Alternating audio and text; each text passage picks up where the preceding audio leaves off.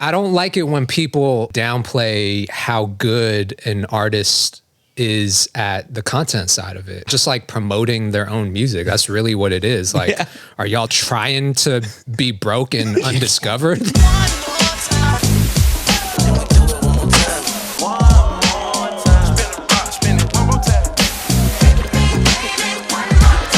I'm beyond thrilled to welcome into the One More Time podcast. This is our first time having professional golfer, professional jeweler. It's Ben Baller on the pod. Ben Baller did the chain. Woo! Yeah. God, I've been looking forward to getting a jeweler on the pod. Yeah. Well, we had Scotty ATL, but Yeah, You know, people actually do make that mistake a lot. They're like, yo, Ben Baller, right? Is that like a racist thing, you think? No. Is it a racist thing? No, I mean... Do all Asian people look alike? Kind of. I mean, all white. Me and Ben Baller do a little You bit. definitely Kato look and alike. Ben Baller. But in all seriousness, we have, I mean, at this point, like entrepreneur extraordinaire, just viral producer, music educator. I don't even know what titles you like these days, but we got Kato on the track, bish. Kato on the Gentlemen. track. Bit. What's good? Let's go, man. We are excited about this one, man. Seriously, thanks for coming, man. No, I appreciate y'all for real. having me. Yeah, we've been, wanting this interview because I just think your story is so powerful and what you're doing for the community, it really aligns with like the majority of our audience, like we were talking about off camera. So you have been making a name for yourself recently as the self-proclaimed and honestly like publicly, proclaimed king of remix challenges. Yeah. I mean, I saw some statistic and like, keep me honest here, like 4 billion plus views. What are we at right now with original Kato sounds on social media? How many views have we accumulated right now? I mean, it's somewhere around there. It might be more than that by now. Yeah. It just, every day I'm seeing new remixes or duets or, like people taking my beats and doing their own thing and flipping it. Like, it's crazy. Dude, it's a cheat code. It's absolutely nuts. Yeah. We're been dope. Yeah, absolutely. Were other people doing this when you started seeing success with that style of content? Not really. And that's what kind of gave me the idea to do it, because I didn't see anyone else doing it at the time. So I was like, this might be dope for me to do, because no other producer that I saw on TikTok, I'm sure someone out there was doing it first, Sure. But it wasn't like how it is now, for sure. Oh, You were it's a thing. undeniably early. Yeah. And this was probably 2019. Yeah, right when when did TikTok come out? Right? Maybe a year before that or less? Or Yeah. something like that, yeah. What was your view of TikTok before you started seeing success? Oh, I hated it. Hated it, right? I hated it. I mean, you probably were like all of us, where it was like, oh, that stupid, dancey, corny, gimmicky bullshit, right? That's kind of what it was at the time. Still, it was when you started getting success. Which is crazy to see how it's evolved like over the last couple of years. But yeah, back then it was still like, teens doing these like funny dance moves and shit. And I was like, the fuck am I going to do on this app? Yeah. Like, Not that. yeah, not that. And that's why I wasn't like feeling it at first. And then my business partner, Benton, was like, yo, man, like get on TikTok, start putting your beats up there. And I did, and it just took off. That's crazy. Yeah, because a lot of these apps start as, Facebook started for college kids, and then before it was Facebook, Yeah. Instagram was just for photographers. Right. TikTok was for kids doing funny dances. That's true. Like, that's how these things begin. And apparently Benton had the foresight to be like, yo, like, let's get on this now. Shout out to Benton. One time. What's crazy is I'm assuming it's Benton James, right? Yeah. There's another Benton. We're not gonna we're not gonna dive into this on camera, but I want to tell you about our connection. Okay. He's from North Carolina area. He is. I went to school at UNC. Yeah. And we crossed paths. Like I told you, I was doing the music industry in college. Yeah. And we connected and shit. So like, I'm very curious to know if he like remembers. So yeah, we'll have to cross that bridge. Small world. So do you looking back, do you feel like you had some foresight, or was it just sheer luck that like you leaned into a platform that ended up exploding in a different way than what it was? You know what I mean? Like, I think it was just good timing, bro. Yeah. Like I caught the wave early before anyone else, or at least any other producers were putting their beats on TikTok. And so I was kind of at the forefront of that. And I was doing it pretty consistently, just like How consistent? probably a couple beats a week.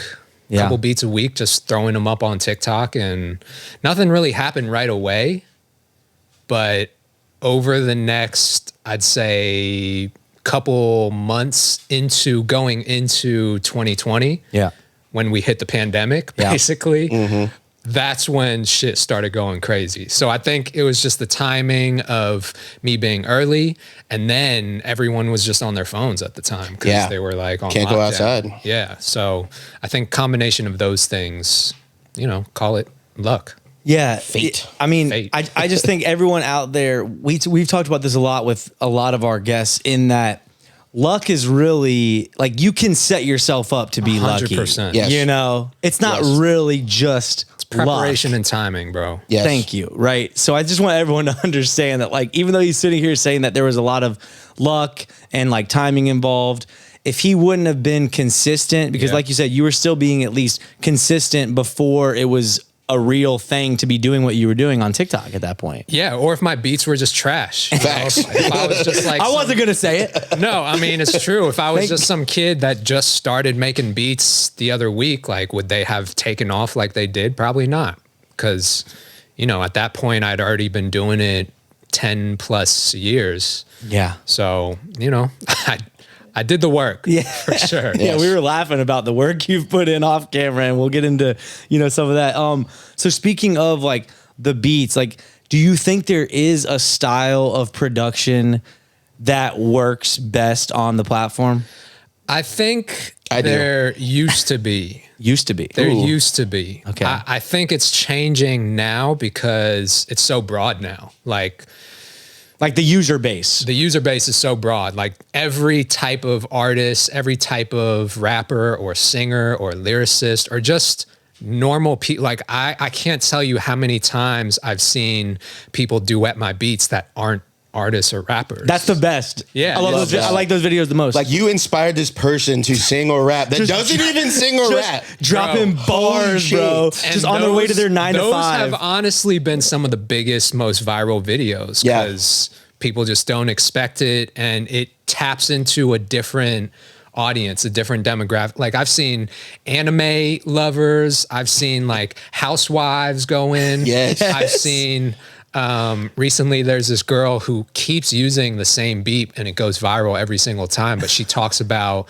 like the stars and Star Trek and like it taps like into some that. astrology shit. Exactly, space, like Wow. which I know nothing about, but she goes in. Wow. So Damn. those have always been kind of surprising and dope Yeah. to see. Yeah, TikTok loves, I mean, this isn't necessarily exactly this, but like they love an underdog of like Yeah. something they don't expect, and they want normal people. Yeah, they want Right. normal people to go viral and shit, Yeah. right? And Yeah. then they're just so interested in whatever it is that's happening, that is this like seemingly normal person doing something that's like off kilter, you know what I mean? 100%. That's what it is. It's just normal people. God, that's bizarre. So unlike the normal people side of things, who are some of the most famous people that have like hopped in and duetted a video or like remixed a reel, for example? Man, I think Like the most surprising one maybe for you. when the So Pretty challenge took off, Yeah. Shout out to what's her name? Rihanna Maria. Maria. Yeah. When Rihanna that Maria. took off kind of like at the end of 2019, Okay, yeah. man, that became a whole thing. Like a lot of Hollywood actors started doing the challenge. Like who? Give us like a couple. You know what I mean? What's her name? I'm so bad with names. Gabrielle Union. Oh, jumped in Dwayne on Wade's Yeah. wife. Oh, I love her. Loved Yeah, her in. she's dope. What was she in? Bad Boys 2? Bad Boys original? What was she in? One of them. Yeah, one of the Yeah. Bad One of Boys. those. Oh yes. Yeah. God, I'm so bad with names. Who's that chick? Something.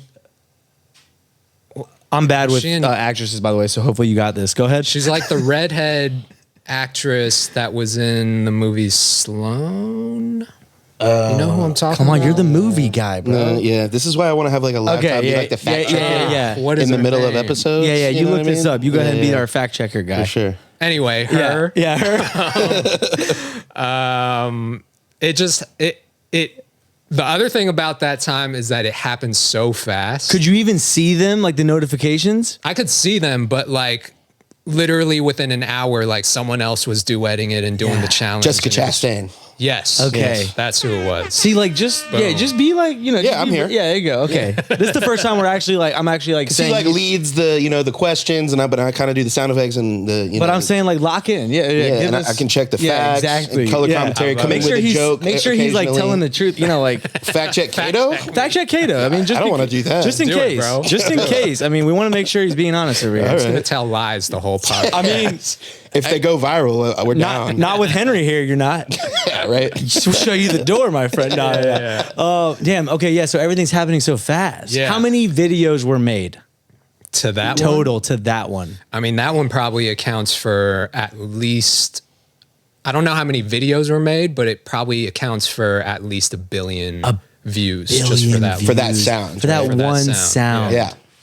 Holy shit. Insanity. Can you like wrap your it's tough to even like when we've Quantify had, 1 billion. Yeah, like when we've had just, several videos do over 1 million views even. Yeah. We were like, Yeah. this was like what the fuck is happening type of Yeah. deal. Like, Are we famous now? The notifications are happening so quickly and Yeah, just every everyone's like refresh. tapping in, whatever. I mean, 1 billion, dude. Yeah. Pretty crazy. Crazy. It's pretty crazy. How did you feel during that? Like what were you personally feeling? I mean, obviously, I was fucking hype as shit. Hype as shit, right? Yeah. Like I was just happy that one of my sounds was, like going crazy like that. Yeah. Are you good at celebrating milestones, or you kind of just grounded pound, just in your I'm work? trying to get better now. I think early in my career, I was just so focused on getting the work done. Now it's like I can kind of step back and breathe and kind of appreciate how far I've come to this point. So, I take things a little bit slower now. Yeah. Yeah. I think that's for the best. Yeah. You have to. 'Cause then you get burnt out and it's no good. We man. promised ourselves we'd start doing that. We said, thank you for 6,000 followers on Instagram. Thank you for 7,000. Yeah. That's dope. 8,000.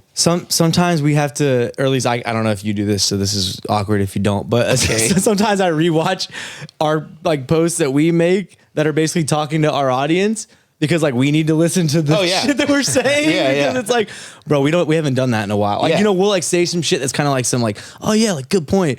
But like we don't do it for Then we maybe don't like follow another it, like couple yeah. weeks or like we'd been following it, but maybe we fall off. Just make content for ourselves, basically. Yeah, it's like so anything, people connect. No, literally, anytime we're like struggling with something, we're like, oh yeah, we probably need to make like a clip about that or something. Yeah. But no, man. So like, how did it impact the business?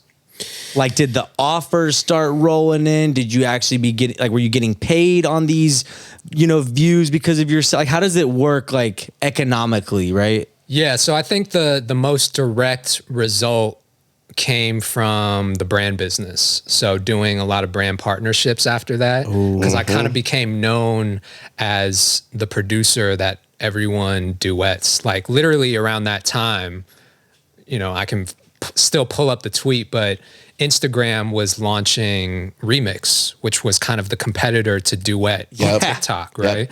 So they reached out to me and they were like, Let's poach TikTok's biggest Yeah. music producer. literally, duet. they were like, yo, we see what you're doing on TikTok. We want to pay you all this money to help us launch Remix. That's beautiful. And so I was the first one that helped them launch Remix. And that was crazy. That was a big brand deal that I did around that time.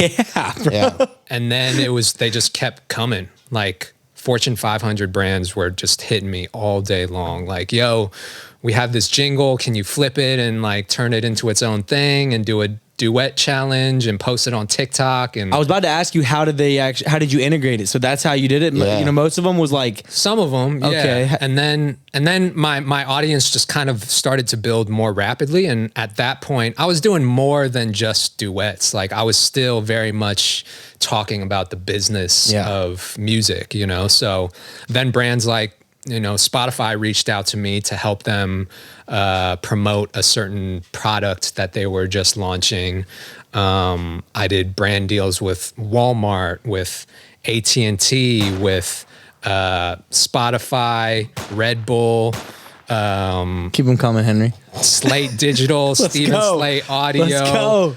Who's one of my favorite, just in the audio space. By the I way, love them. I have their all plugins Same. bundle. Yeah. Are they as good? Love To, Slate. are they as good to work with as like y'all feel about their products too? Yeah, no, they're Like, great to work It's with. a good partnership too. For sure. That's beautiful. I want to right? reach out to him. Yeah, All right, because Slate- I'm genuinely Slate Digital? like, a fan. Steven, Yeah. if you're Steve. watching this, Steve, Can we call you Steve? we're not. I don't know if we're cool enough with him yet. Call him Steve. Do you call him Steve? I call him Steven, but Yeah. Okay, well, So we're definitely calling him. so Steve. we're not calling him Steve. Okay. Steve. So, Steve. so this was easily the biggest trajectory shift for you, Yeah. right? It had to be. yeah, Yeah, for sure. Like that time of when all that was happening and you started being known as the guy who, you know, the producer that makes the duet and remix videos, right? But this overnight success was 10 years in the making. Little Oh. did they know.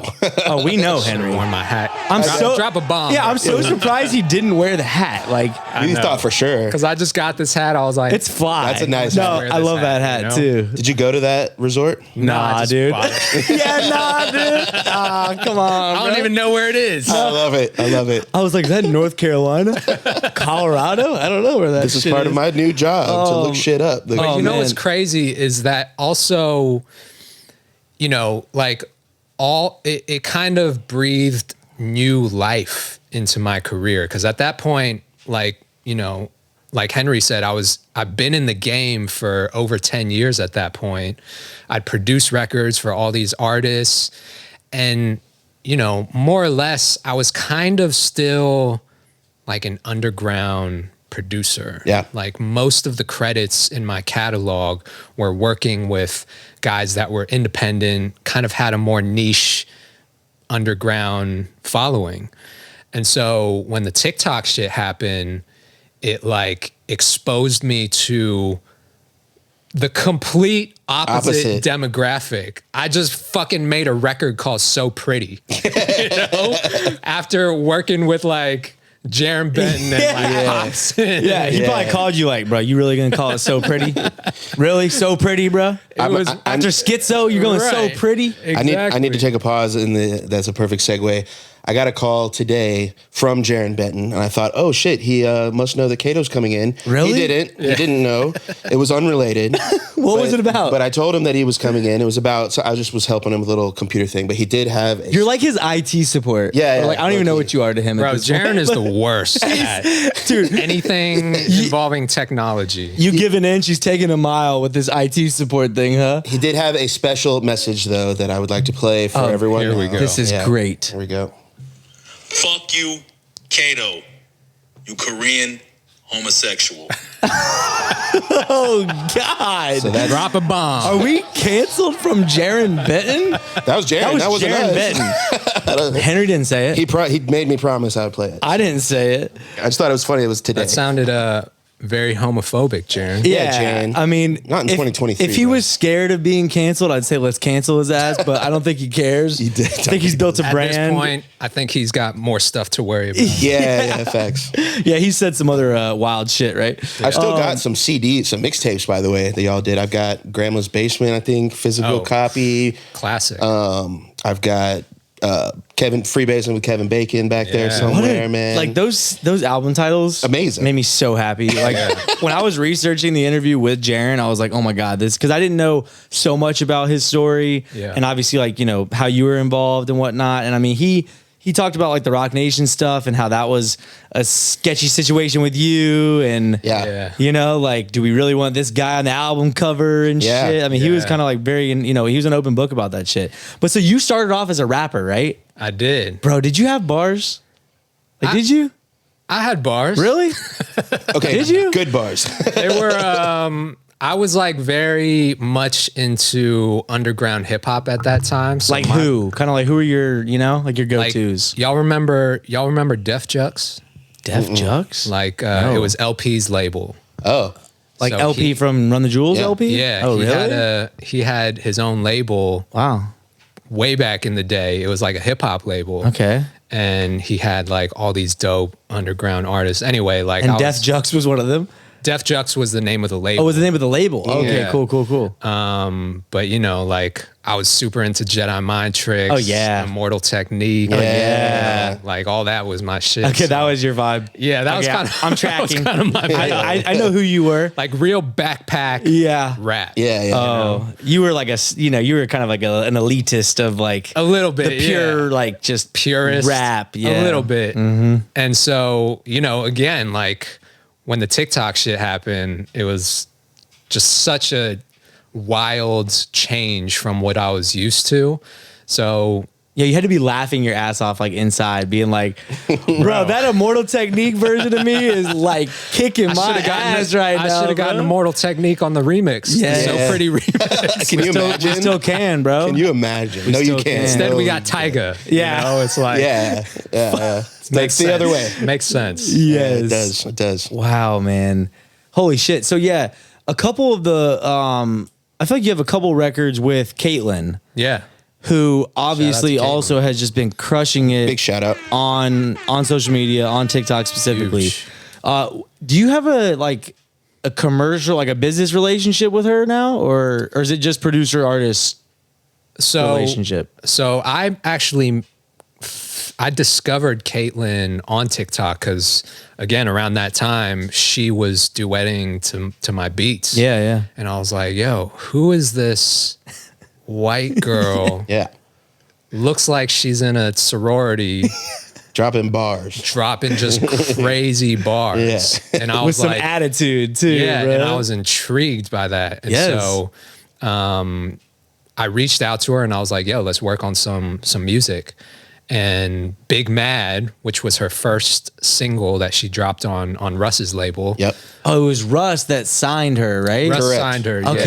Okay. Yeah. Cool. Sorry. And so that was her first single on Russ's label. And that was coincidentally the first song that we did together. Wow. It was Big Mad. Okay. So yeah, we just dropped another record Yeah. 2 days ago called New Phone. Oh, I featuring know. Connor Because Price. you know Go how stream I New know? Phone? My wife's obsessed with Connor Price. Like she would yeah? leave me for sure. If Connor Price would leave his, I think he has a wife and, Yeah. and a kid, even whatever. If he would leave his wife, Yeah. for sure she'd leave my ass. No, like she loves Connor Price, bro, and she doesn't even like rap. He's dope. She is. loves him, And Yeah. and he's figured it out too, he's man. cracked the code. Him and Yeah. Nick D. Yeah, Nick G. they've cracked the code. Seriously. Holy shit. They're very good at what they do. Yes. I mean, I just think that people say what the fuck you want about like, oh, he's a TikTok grabber, he's a TikTok this, you're a TikTok producer. I mean, Bro got 8 million monthly listeners. Yeah. thank you. The Drop mu- a bomb on that shit. Come on, man. on, bro. The music is still good too. It's fire, but bro. But they take the time to make the content good as well. The Yeah. They content. recognize the importance of having both. It's almost like they're competing of like, hey, can we make a better song or a better video like series or like content, Yes. roll out with this song? Yeah, it's beautiful. I don't like it when people like kind of downplay how good an artist is at the content side of it, Yeah. or just like promoting their own music. That's really what it is. Like, are y'all trying to be broke and undiscovered? Like, what? Like that's what you're supposed to be doing as an independent artist. Like, no one's gonna do that for you. The word "post" is in it. Supposed to. Okay.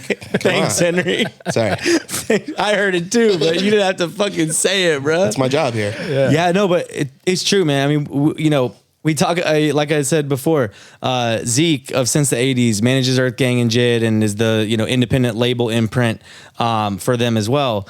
He said it. We just posted a clip about like, it's not about the music and the talent. Yeah, Like and he's operating at arguably, I mean, Jid's poised to be the next like superstar of rap, right? Yeah. So I mean, he gets it, and he even understands that like He's like, dude, we're running a million tricks to like to gain popularity and to gain exposure. Like the music is good, which is a bonus, but it's all these other things going on in the background to market and to just 100%. discoverability, man. Yeah. That's all it is. I can't tell you how many times people hit me in the DMs and they're like, yo, I'm next up. I'm the most talented I can't artist imagine, out dude. here. And I'm just like, nope. If you say that, then you just don't understand. Like, it takes more than that, Yeah.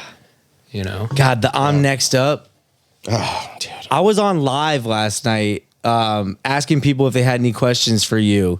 And people were just in our comments on the live being like, yo, I'm next up. Like, check my music out. And I'm just like, Every day. like this is like a ticket to me not Never doing checking that. it out. Yeah. Yeah. And I hate that for those people. And I just wish that they would understand that it clearly is not working for you up to this point. So I don't know if they like think that just they're hitting up the wrong people and that that eventually someone's going to take that exact same message that hasn't been received well 100 times and the 101, version of that is going to work. Yeah. But so you talk about this a lot and you're very transparent about your opinions when it comes to the proper way to network in the music industry. And I love when you post that Break type it of down. content, bro. Yeah, because it's so important. Yeah. Because it's half, I wouldn't say, I don't even know if it's half the battle, but it's a big part of like establishing, collaborators, right? Like finding the right people to collaborate with. It's it's what you have to do to obviously like get the attention of other people that you're maybe trying to work with in other capacities, right? Yeah. So like for you, how many DMs do you get that it's like, yo, let me hop on that beat or like, let's work or whatever? I mean, I'm getting somewhere between 25 and 30,000 DMs a month. no. Jesus. Is there a way to track that? Does Instagram tell you? No, Instagram doesn't tell you, but I use like platforms that give you stats and reports. Yo, on he didn't want to drop their name because Yeah, what's a he good wants one? the bag, bro. You saw that? No, I'll drop the name. Okay, come on. So some Put them buddies on. of mine created a platform called Communicate. Communicate? Communicate. That's a cool name. That's kind of cool. Yeah. So shout out to SJ and Plex. Nice. Basically, it does like email marketing. DM marketing. Yeah, DMs. We've gotten a couple text of- marketing. Okay, yeah. Your mass Then it's DMs. working. Yeah, it is. Bro, when we got that one from Kato, We were thought like, you were "Oh, replying shit." to come on the pod. And you're like, fuck. But then he finally did. Yeah. Yeah. Actually, the human replied. You know what I mean? After 10 Hey, that's what you have to do. mass DMs. Look. You got to be fucking persistent in this shit. But yeah, so Yes. okay, so they have metrics then that can help track Yeah. like how many you're getting. Yep. And I Wow. also use Sprout Social. I use a bunch of tools that just like give me more in-depth analytics. Cause that's one thing that I've found that I'm not naturally a numbers dude. Like I'm a creative. Most creatives aren't good with business and numbers. Right. So I had to learn how to become better at that kind of stuff because it's like, it tells a different story by looking at the numbers and shows you what's working. Right. So, Guys, so important what you're saying right now. It's Like, super listen important. the fuck up, guys. Like, please, because I'm soaking this shit up because you're like a weird hybrid of he actually does understand the numbers, even though he is the like more creative. Yeah. And even though I understand the numbers, I'm also more of like a strategy and operations person. So I understand the numbers from like a productivity perspective. Yeah. I'm not so big on like the dollars and cents. Like I don't want to be a CFO necessarily, right? Like I can wear that hat, but I like the COO type of title, right? Where it's like, how productive can we be? Yeah. And how do we reach goals that we're setting for ourselves by working backwards? It's like, if we want X number of followers and we get X number of followers per organic post, how many times we need to post a week, a month, Yep. a day, Yeah. whatever. I'm the disorganized type of creative. For Yeah. Sure. no, I get it because I'm the same way. Yeah. Messy room type of deal. Like those are the most creative people. Yeah, exactly. Yeah. No, I mean, it's just so important. There's so many tools out there. Yeah, exactly. And, I just took a deep dive on like, all right, what are the tools out there that can help me? Because I'm just not good at keep staying on top of it myself. So, Yeah. I get help. I have an assistant. I have my business partner, Benton. He has his assistant. I have agents who help me on the brand side. So it's like I kind of lean on certain people for my shortcomings, because I know what I'm good at. It's not paying attention to the numbers. It's not, doing cold outreach for brands and negotiating for the terms and that kind of stuff. Like, that's not my skill set. Yes. So I stick to what I'm good at, and I find other people or other tools that can help kind of fill the gaps, Yeah. The business with Benton, is that business like the Kato on the Track brand, or is it more than that? Is that pretty much like, it's that brand? Yes. Yeah. Dope. No, that's huge, man. I think we just talk about this so much as far as like being self-aware. Yeah. That's what's key, is the self-awareness. It's like whether you're, and this goes for just the music making side of it, right? Like if you're a producer and you don't, like, your strengths are not melodies, for example, you need to find yourself a melody, a loop maker, a website, a platform that has the stuff that you need to be successful. Better be paying for splice. Yeah, I mean, Yeah, exactly. You better be on Looperman. Loops. and then maybe you're the producer that really is good at relationship building, and you're going to be the one that can be with the artist, and you're going to be the one that's just playing the right beats. Yep. I mean, maybe you have more like an A&R type of skill set. Like, just be aware of what it is that you're good at and your superpower, and then find those other people. And like, we've struggled with this too, because how hard was it for you to relinquish some of that control though? I mean, I'm still working on it. Yes, Yeah. that's the hardest part, man. Yeah, I'm still working on it. Because even if you acknowledge what you need help with, it's like, who's good enough to do it, Right. Who's going to represent Exactly. me and my brand on my behalf? It's tough, man. Yeah. And sometimes it takes you a minute to even figure out what it is you need. True. You know, like, because you're so used to doing everything yourself that you almost, it's like you don't know what you don't know. True.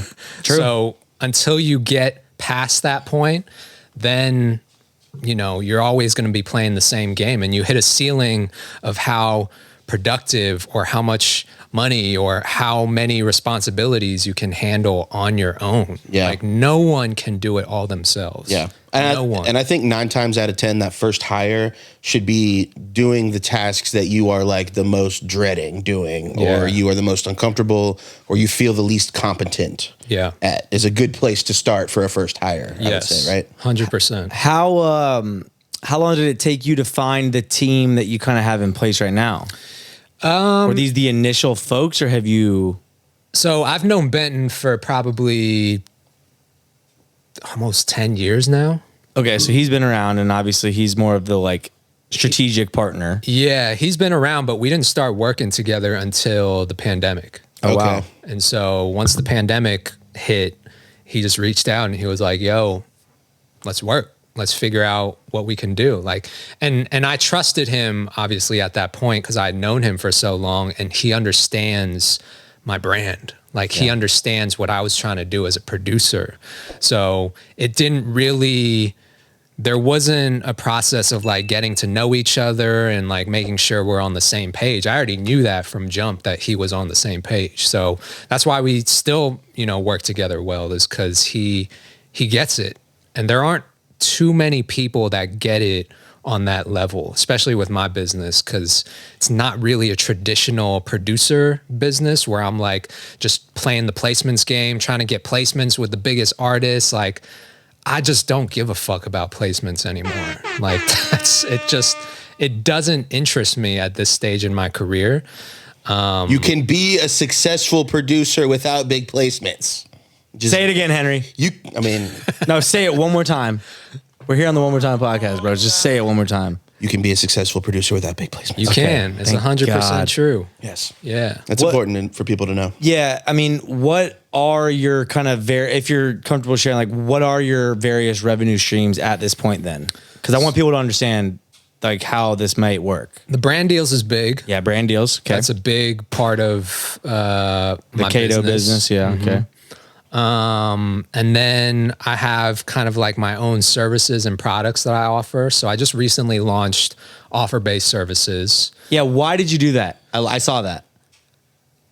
So, And I'm so glad you asked actually that. explain what it is, like how it works, and then why you decided to go that route. So basically, anyone can go to katoonthetrack.com, which is my website, and they can submit an offer for a collab, a custom beat, a consultation, a music review, and it goes straight to my inbox, and I can choose to accept it or decline it.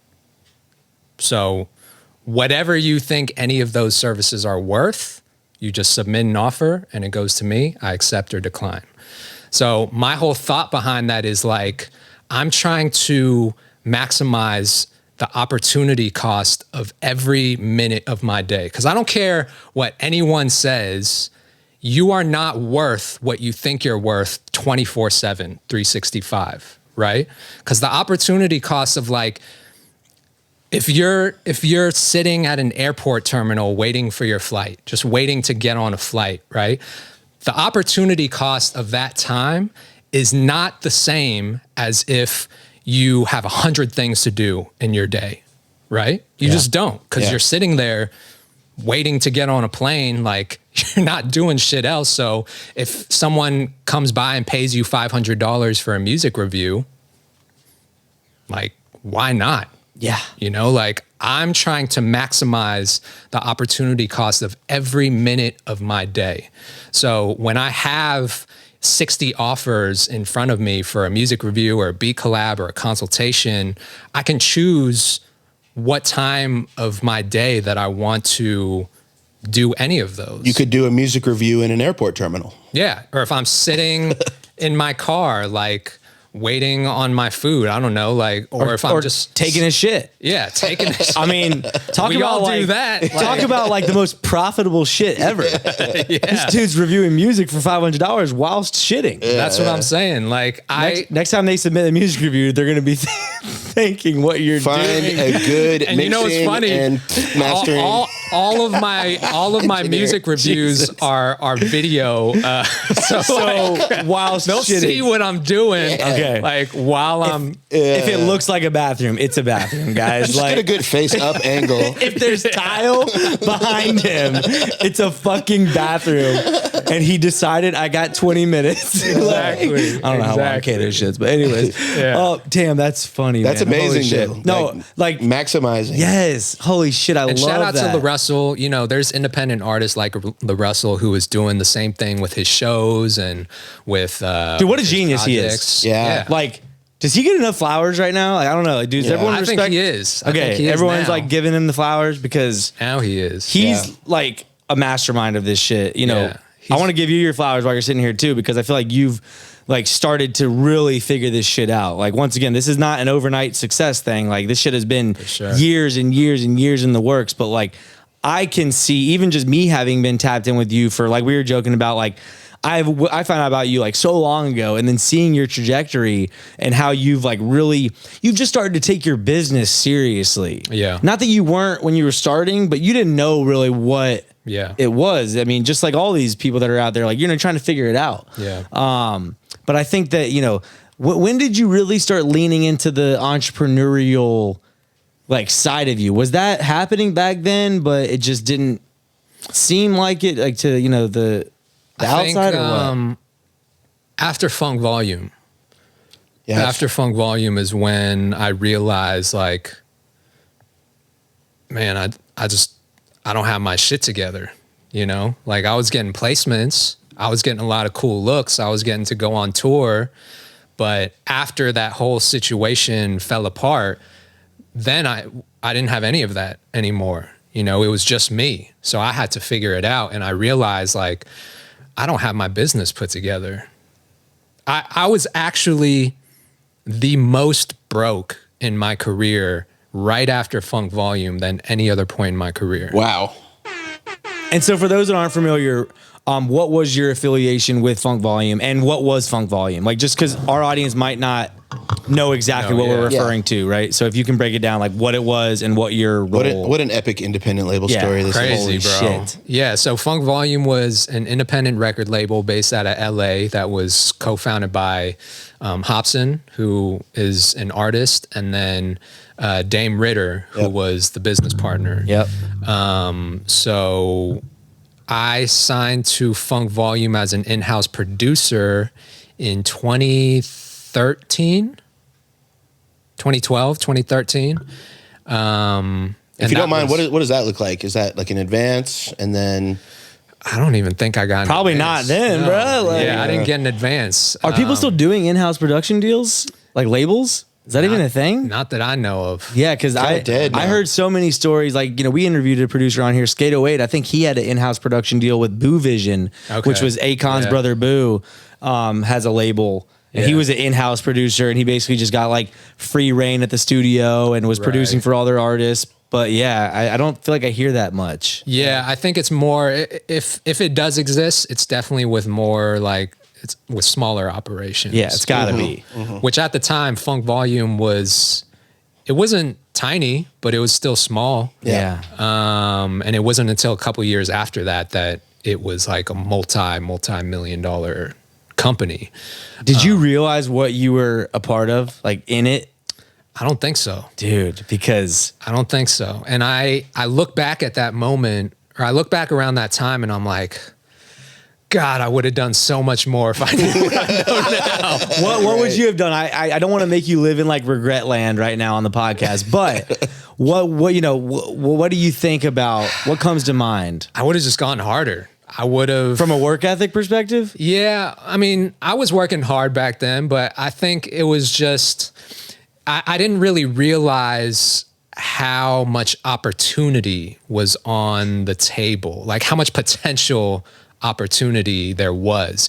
If I would have been doing the things that I'm doing now back then, I mean, I can't even imagine the types of opportunities that I would have had. But, it's all in retrospect. And I think it was probably one of the best learning lessons for me overall, just going through that whole experience, getting to tour with Jaren and just kind of see the inner workings of the operation and just be a part of the whole thing and see how, I think most important thing I took away was seeing how the artists interacted with the fans. Like that connection was special. And I took a big part of that lesson with me as a producer and applied it to my own career, which is why still to this day, like I'm responding to comments, like I'm in my DMs, just like responding to people. And I really value that connection with my community and my audience. So that's one of the biggest things that I took away from FV. Yeah, So, dude. speaking of the tour, one of my favorite concerts of all time was at the old Masquerade. Yeah. The whole Funk Volume crew. Epic. In one place. I think it was part of A3C maybe. Yeah, They had yeah. their own stage. Fucking epic, Dude, bro. great We had show. some good times, man. And, everyone's still doing their thing. Shout out to Dizzy, Hobson, and Yes. Jaren. And Were you there when we shot the half-ounce quarter-pound video at me and JP's old house? Remember half-ounce quarter-pound? God, was I there for that video? I don't think I was there for that video. Okay. Yeah. that was was- Jaren and Alien Craft Yeah. and Dizzy, I believe, Yeah. right? Yeah. That was a good one. Crazy. Yeah. So, we kind of got into this with Jaren on the podcast, but like from your perspective, I mean, what happened? What really happened? I mean, I think the fall of Funk Volume was like the perfect example of what happens or what could potentially happen when there's no communication, when there's a communication breakdown, especially between co-founders of a company, right? And they just didn't really like see eye to eye on a lot of things. I think it happens a lot between creative people and business people. Yeah. Is like they disagree about a lot of That's the oldest story in the industry. approaches. Yeah. Yeah. The creatives versus the business minded. Which is definitely why like every artist wants to say like fuck the label. It's like the oldest trick in the book to Yeah. just like blame the label. Yeah. And it's just like maybe y'all just aren't seeing eye to eye from both ends. There's probably some like room to grow from like both sides of the house. Yeah, it's tough, man. I mean, I still experience those situations where people on my team, right, that are more so on the business side, I have disagreements with them about, how I want to build my brand, because I'm very protective of what I've built. No one else really has experienced that side of it outside of me. Like I am pretty much solely responsible for just creating creating the majority of the Kato on the Track brand, right? And I can't take full credit for it because, like, you know, Benton will throw me all kinds of ideas that I think are super dope, right? But at the end of the day, I'm the one that has to execute for that to happen. Yeah. So it's like I have a different perspective on protecting my brand and my vision that no one else is going to understand. So end of the day, it's on me to be able to communicate that to the people that I'm working with or collaborating with. And if it doesn't, if we bump heads, then I have no one else to blame than myself. And that's kind of how you have to look at it. Because if you just go around burning bridges with everyone because you don't see eye to eye, like it's a small circle of people in this industry. Word gets out. Word gets out.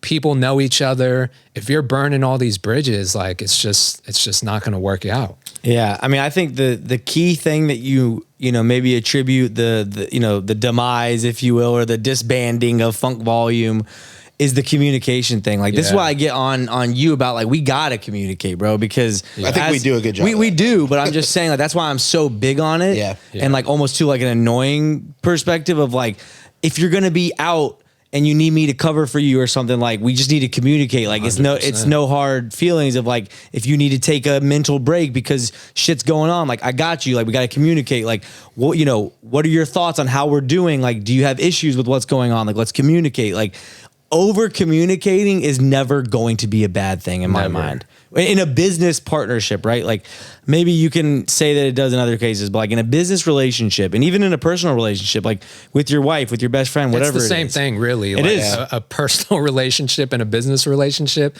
They have the same exact principles if you want to maintain it. It's 100% true. It's just humans. Yeah. Interacting with humans. Exactly. Yeah, no, for sure, man. So I think that that's like key is that if you guys are listening to one thing on that part of this is like over communicate with the people that you need help from, because at the end of the day, to your point, like you can do whatever you want and it is going to be your fucking face out there that, you know, if you make some move that you felt really strongly about and it doesn't work, it's going to be, you know, just no fault but your own, like you said, right? Yeah. But that's something you got to live with. And that I think is also true of just the personal brand that you have, right? Your brand is you. Yeah, exactly. You know, like hypothetically, one more time, like, yes, it's living off of me and Henry right now. But like at the end of the day, if we wanted to fucking fire me and get some other like host, like one more time can like keep living on, you know, hypothetically, because it's not a personal brand, right? Right.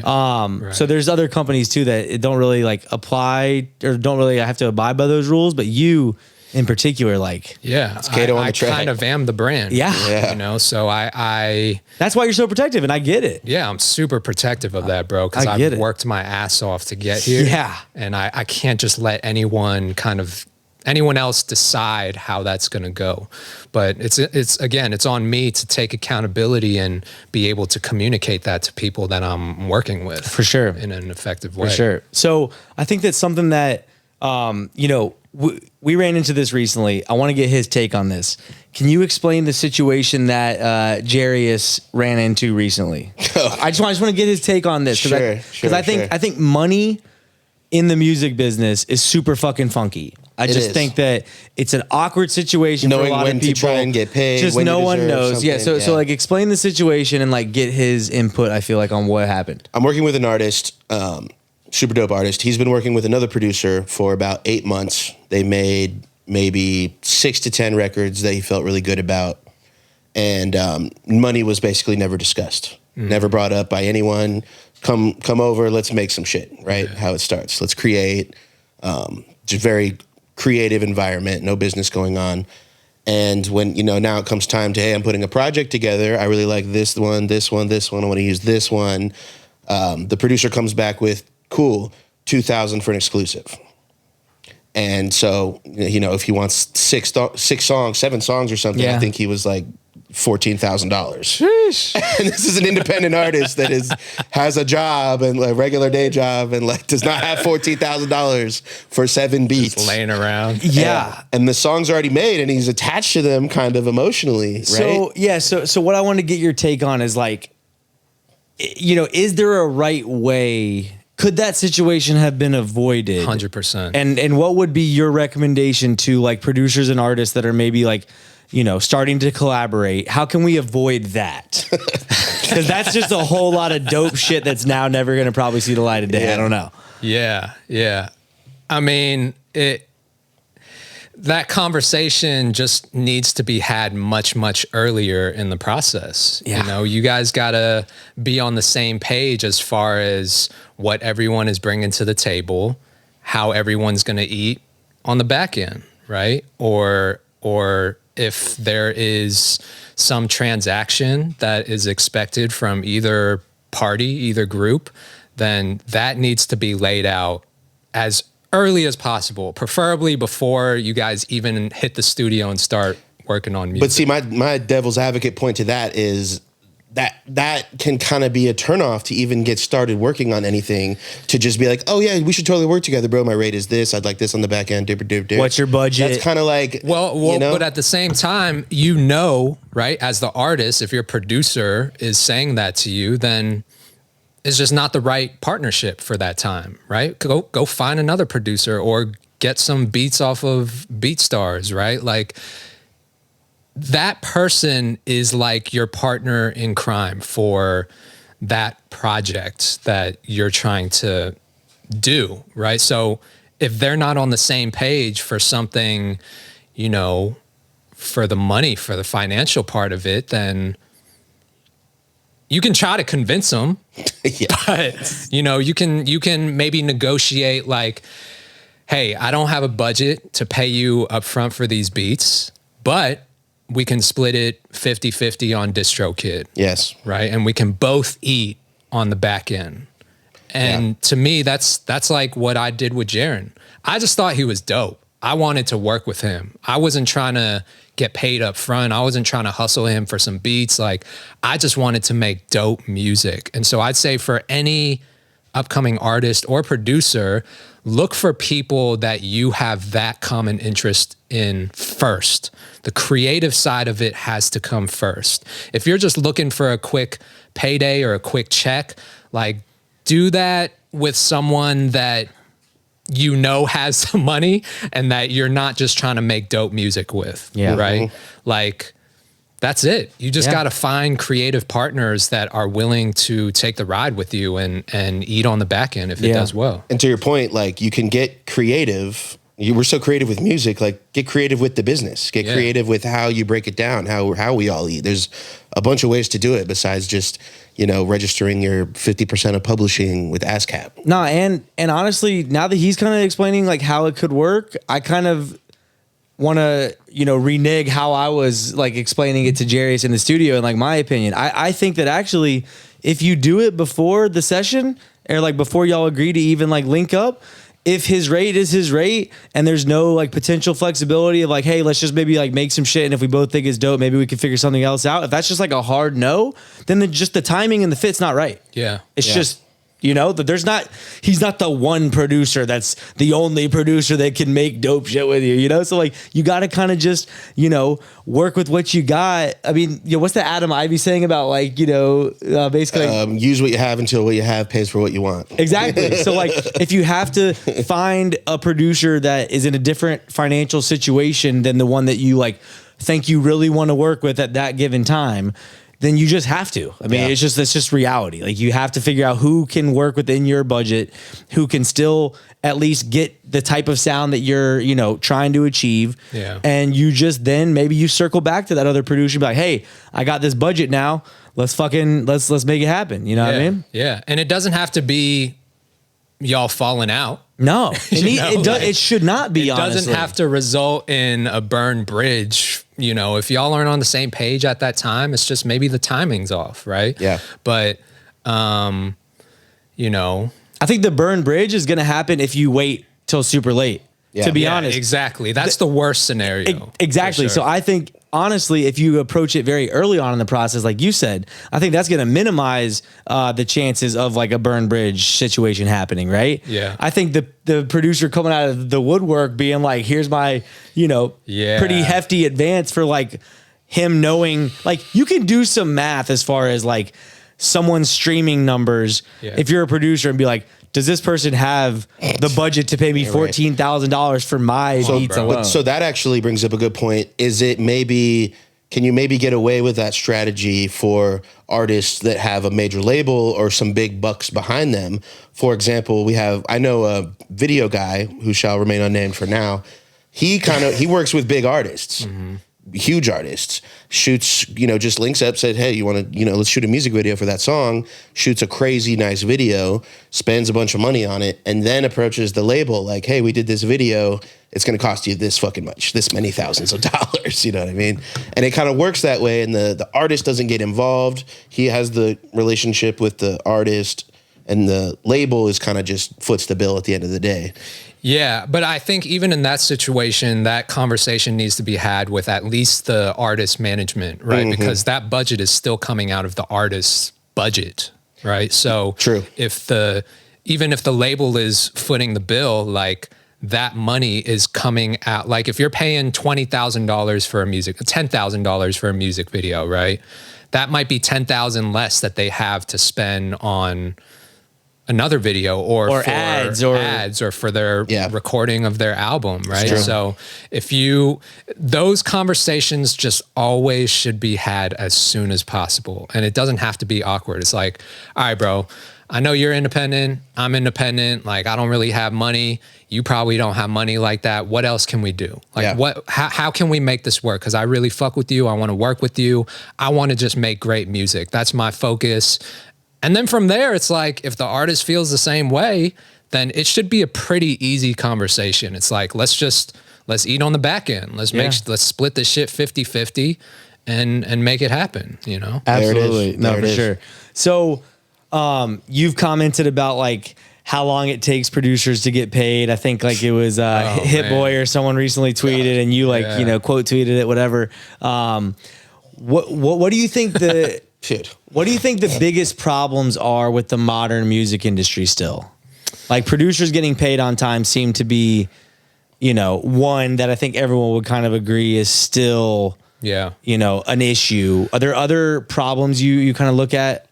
I mean, he looks taxed right now. This shit again. Yeah. I'm going to say this. I'm not anti-major label. I want to say that first, because automatically when you see, two producers like just airing out their grievances with labels, you're going to think, oh, the big bad label, like they're fucking over songwriters and producers and artists. But that's not really the full picture. Yes, I wish that major labels operated more lean so that they could pay out distributions or cut checks to artists and songwriters and producers quicker. But the reality is that most of them are just so big that you have to go through 50 different people just to get your check cut, right? And that's just the nature of the business. That's not necessarily like, that doesn't necessarily mean that all labels are bad. I think that the frustration comes in when creative people expect too much from a label. We have to really understand what a modern record label is today. They're not in the business of artist development anymore. Correct. Like, that is on the job of the artist and their team to do going into the label situation. So when artists have the expectation of like, well, the record label has all this money, they have all these resources, aren't they supposed to develop the artists? No, that's not their job anymore. Maybe back in the old music industry it was, but they don't do that anymore. So I think we just need to get away from labels, like from creative people expecting labels to do the artist development for the artists. That's not their job. To me, when an artist goes into a label situation already having built a fan base, already having leverage, that is the best situation to go into, because then you have leverage to negotiate terms in your favor. And I'm sure there have been situations where labels will sign an unknown band or an unknown act, right? But honestly, if you're going into it with that situation, you just don't have as much leverage. So you're likely going to get a worse deal in that situation than you would if you were going into it with an established fan base, with a touring history, with like all these things that the label can then go in and support with their resources. To me, that's the optimal situation. Yeah, no, for sure. So, I feel like you've probably talked a lot of like, are these some of the themes that you're bringing up on your like Sound Advice tour, for example? Which, by the way, revenue stream idea for producers, go on tour. Yeah. I know we didn't finish the revenue streams and everything. All right. Let's go ahead and actually get back into it. I mean, live events, touring. Yep. Obviously, the royalties. Yep. And the publishing, which I still own my own publishing. So shout out to you. Hell yeah. all of that is still a part of my business. The merchandise, the hats, the beat store. Yeah. Mm-hmm. All of it kind of works together in harmony. Yeah. Right. And that's the way that I intentionally built my business that way. Did the BeatStars start going crazy when the remixes were popping off?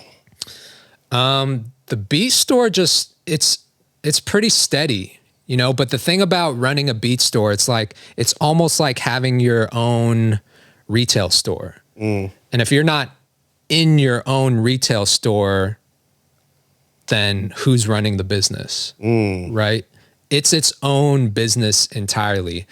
You'd be surprised just because something might go viral on TikTok or my beats are out there everywhere. That doesn't automatically mean that my beat store is going crazy because you still have to drive that traffic to the beat store. Yeah. You still have to collect those email leads on the back end and follow up and email them and, do what a traditional retail business does. It doesn't just happen because my beats are going viral on TikTok. Like those two things are not necessarily directly connected. Bro, this is huge. That's a gem. Dude, this is huge. It's a big gem. Like, oh man, because I definitely was kind of on the same page as you, assuming that would be a natural, but to your point, unless there's a huge call to action even about Exactly. like, hey, this beat's on BeatStars, like we're fucking scrolling. Who would know? We thought that video was dope. Me as like the consumer of your content, we liked it probably. We might have commented. We moved on with our fucking life. Exactly. Any beat maker or producer that has a beat store will tell you that it's not what's the word I'm looking for? It's not passive money. Yeah. Like it's not a passive revenue stream. Yeah. It's a very active. You get out what you put into it. Exactly. 100% with a beat store. It's like literally owning your own retail front. I love that analogy, bro. Yeah. Because we're, launching a brand that we were telling you about, same thing, like you, I'm sure you're dealing with this even with the brand, is like, you got to actively be in the coming business. up with like ways to actually drive traffic. And then once you get them there, they might add a thing to a cart and then they abandon their cart. And you got to make sure you set up the appropriate like triggers to follow up with them. And then like send out your weekly, emails about like new beat, new product, whatever it is. Like, dude, imagine like, how many fucking emails do you get from just the normal brands that you shop with? Like, think of it exactly that way. Yeah. They're not just hoping you come back to Nike.com. Right. Nike's on your fucking ass, bro, about like... Adidas lets me know twice a week that they got some shit And they want me to buy. think about how... And that's why they're Adidas. And think about how big these brands are. Like no Exactly. one's thinking about the Kato on the Track beat store on their daily. They're not taking a shit. Let's just bring it full circle. They're not taking a shit thinking about you. I wonder if this motherfucker dropped anything on the store today. Let's check it out. That's not happening. Like, let's just be honest. That would be so good if it was. You gotta stay on top of people, and you gotta follow up, and you gotta be constantly just like in their inbox and on their screen and on their feed, and you gotta drive that traffic. Do you think a beat store is still a viable model for a producer right now? Like, or are they kind of not as? Can someone start a beat store today and? Like, did you do YouTube type beats? How would a producer do that in 2023? Yeah, 100%. I think that producers can still build a successful business just having a beat store. Who's killing it right now? Do you know of any? Like, are you tapped into that? Like, who's really crushing? Cash Money AP? Yeah, Or probably. is that old? Or is he like kind of not even still? I don't know about. I mean, bro's got so many placements. I don't know that he's necessarily Worrying concerned about his beat store. Yeah. He's not in his retail store right now. Yeah. He's out to lunch. Yeah. He closed the shop early Yeah. to work with whoever it is, major label artist. You know, my homies Beat Demons, they're Okay. still Yeah. heavy on that beat store grind, and I think it's working really well for them. There's a lot of just like new kids just throwing their beats on YouTube and like cashing out on their beat store. So I think it can still 100% work in 2023. The tight beat is still alive. You heard it from Kato on the track. There you go. Yep. Oh man, Henry, I think we've entered the final segment of the podcast. My Have we? friend. Man, yeah, this has been so fun. I mean, I have so much. I just like, there's so much I want to, but Yeah. fucking retention. We're not Joe Rogan with our 3-hour long episodes, but How long yet, usually is y'all's podcast? we've gone Now? probably about an hour right now. Okay. About an hour. I don't know actually. I think we're like an hour in. Yeah. Got you. About an hour for sure. Yeah. So we But- just, That's solid. But we still have to do the most fun part. This is the rapid fire rampage. It's going to be a 3-part rampage. We'll start with some short answer questions. Yep. Get hydrated. You're going to need some water for this. Absolutely. Shout out Shout out Stanley. Patrick CC, Water Gang.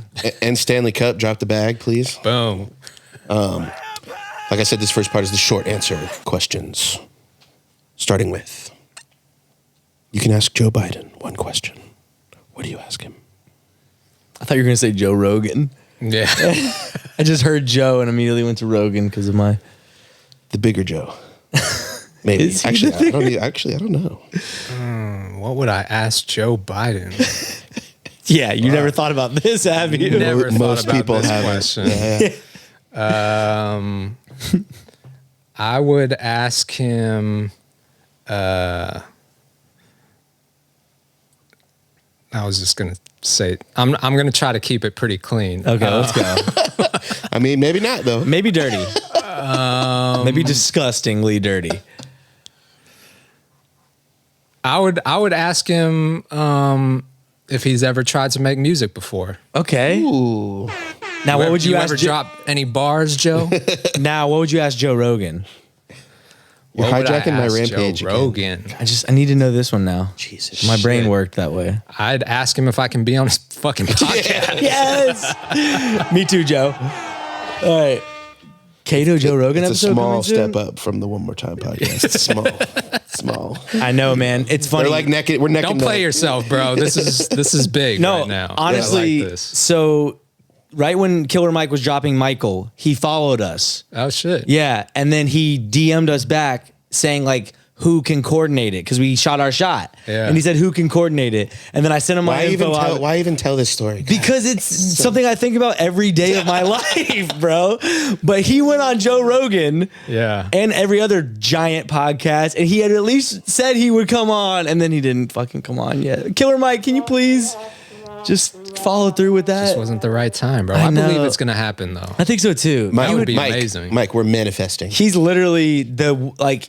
I'll everyone, coordinate it. Everyone, Killer Mike. Yes. I'm Look gonna at this one. coordinate it for you. yes, Thank you. He Thank you. literally is like. Everyone asks me like, "Yo, who do you want to get on? Who's your dream guest?" Like he actually, I know. is up there, man. He is. Yeah. Like Facts. just what a guy, man. Sure. All right, sorry. Yeah. This is rapid. I know, fire rampage. I know. You always I- literally make it the slowest I know. rampage I'm sorry. ever. I get excited. God, I know. I'm sorry. Anyway, moving on. Let's get 3 quick tips for an upcoming producer trying to make a living producing. Just the top 3 you can think of. The young people that would never expect, like just something helpful. I'd say number 1, learn the business. Major. Number 2, just master the craft. Like focus on the craft. Just be fucking dope at what you do. And then number 3, just surround yourself with like-minded people. Damn. Amen. If you do those 3 things, you're gonna win. Yes. You have to. Those were great. It might take 10 plus years, like we know, but Yeah. 10 years in the making. yes. This is a new segment called Ideal Audio. We're crafting the perfect song. It's going to have 2 producers, you being one of them, and 3 artists, one on the hook, one on the first verse, one on the second verse. So who are you going to pick? You can pick anyone alive or dead. Oh, To co- alive or dead. Or dead. To co-produce with you to do the hook, to do the first verse, and to do the second verse. You said so 2 producers, myself and someone else. Yeah, so just a co-producer here. Who we co-producing with? Alive or dead. Yes. Man. It should borderline only be alive, bro, so that he could like really make this shit happen. You should let me do my part. Just saying, bro. you know, Just think this through. Like it could be valuable for him. He could make this record happen. just let me have my part. And then we could ask for a few points on it. okay. I'm just saying. Like if it happens, like it was our idea. So, You're distracting him. All right. Co-producer, who we got? Co-producer, Yep. I'm going to say Jay Dilla. Damn. So me and Dilla You and Dilla. are going to produce a track. Now, are you happy they can be dead? Jesus. I mean, kinda. Are going to produce a track for Yes. 3 artists. One on the hook. Do I have to say who's going to Yeah. be? Oh, Let's just do shit. it. Let's just do that. Okay, Yeah, let's all do right. that if we can. Hook, I'm going to put Doja Cat. Fire. Damn. First verse, I'm going to put Ski Mask. Ooh. Ski Mask and Doja? With Jake Dilla and Kato? This is crazy. Third verse, I'm going to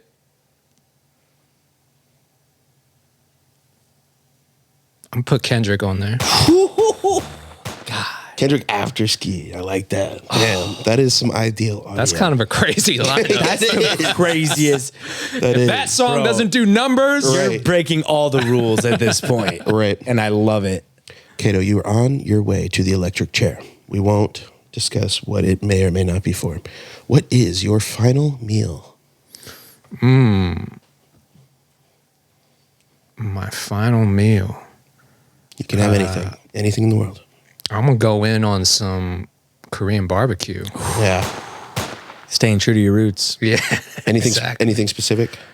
Yeah, Korean barbecue. Like short ribs. Yeah. Yeah. That's what I'm going to do. I already had dinner, but I'm hungry now. Kato, what do the pictures in your Instagram Explorer look like currently? You want me to show it?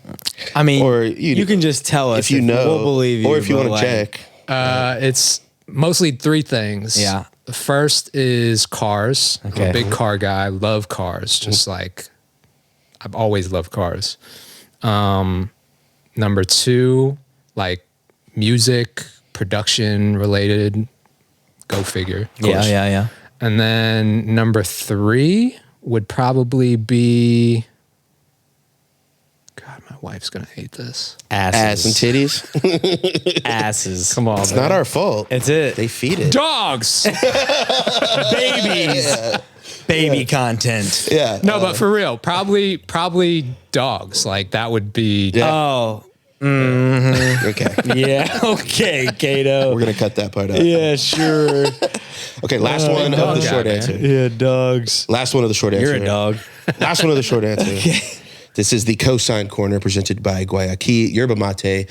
Give us a few maybe young and up and coming artists or producers that you're just excited about that you want to shout out right now. Artists or producers. Yeah, there's some coming up guys that we should have on our radar. Maybe everyone else should go check out. I'm gonna shout out Caitlin. Yeah. I was going to say, hell yeah. We just dropped a new song called Yep. New Phone. New phone, new song. Connor Price. Who dis? Other artists Or producers. or producers. Yeah. There's some young talent we should keep on the radar. I don't really know, to be honest, bro. Like I'm not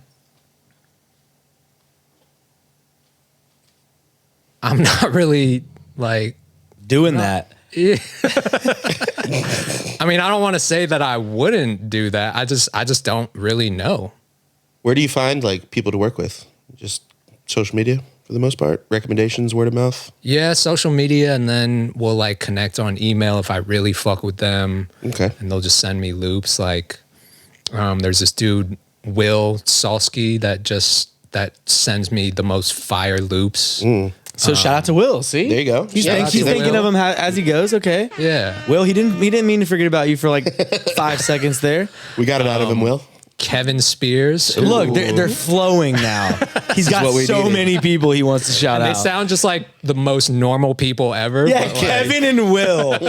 Like, are these made up people, bro? Like, these are fun. He doesn't even have No, it. John Kevin, Smith. Kevin is a real person. I met. He was the bass player on Anis's tour. You know Anise? I'm gonna shout out Anise too. Okay, Shout out look at that. Anise. We got so many people Dope out of him. artists Here we that I go. found on TikTok, killing it.